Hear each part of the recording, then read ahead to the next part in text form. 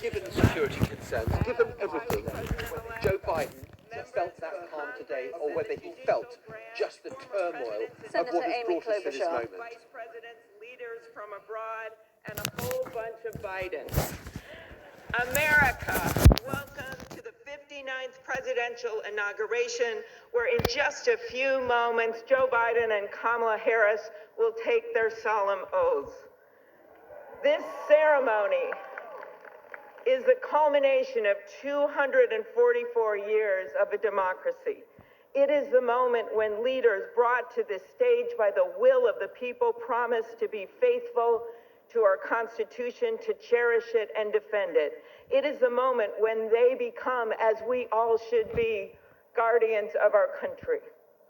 Have we become too jaded, too accustomed to the ritual of the passing of the torch of democracy to truly appreciate what a blessing and a privilege it is to witness this moment?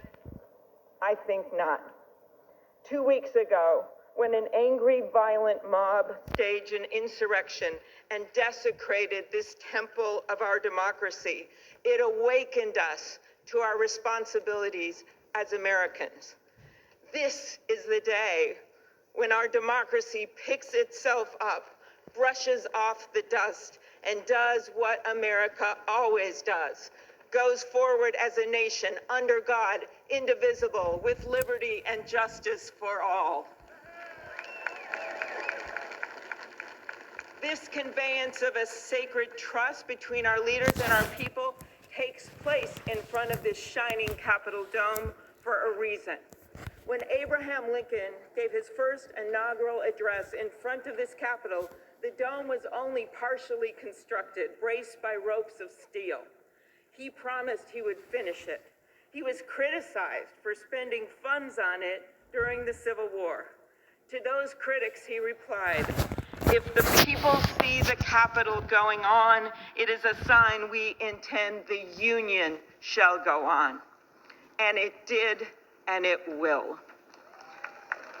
Generations of Americans gave their lives to preserve our republic in this place. Great legislation to protect civil rights and economic security and lead the world was debated and crafted under this dome.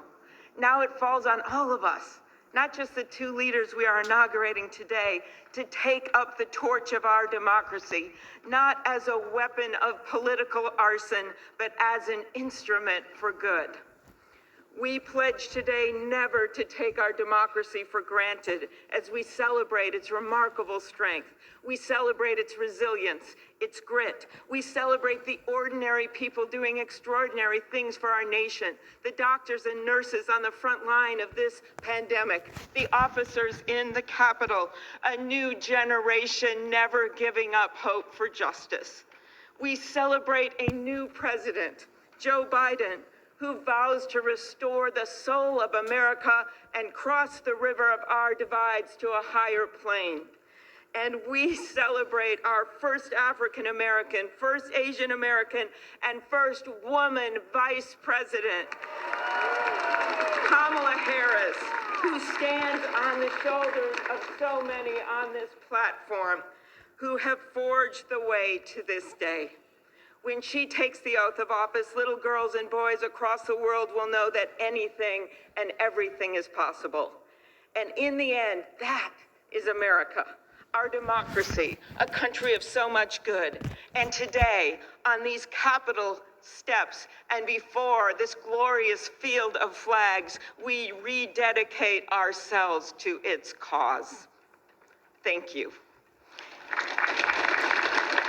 It is now my honor to introduce to you the senator who has worked with me and so many others to make this ceremony possible, my friend and the chair of the inaugural committee, Missouri Senator Roy Blunt.